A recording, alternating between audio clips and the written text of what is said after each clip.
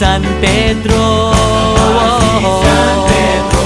Okay lang sa akin kung ako'y dedo na, basta't ikaw ang lagi kong kasama. Kaya ale, nasa langit na ba ako?